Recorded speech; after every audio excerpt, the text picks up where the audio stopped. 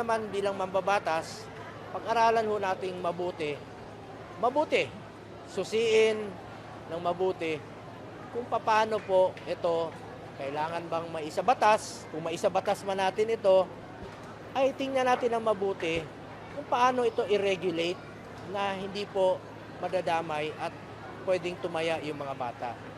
Dahil traditionally naman po, ang tumataya lang talaga ng itong mga sugal ay yung mga nasa legal age.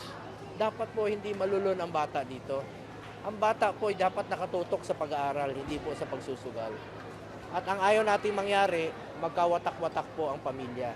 Yun po siguro isa o iilan sa mga rason kung bakit nakapag-desisyon po ang ating mahal na Pangulo. At kanya pong desisyon yon. Kilala ko po ang Pangulo, pag nag-decide po yan, interest po ng kararamihan ang nasa isipan po niya parati.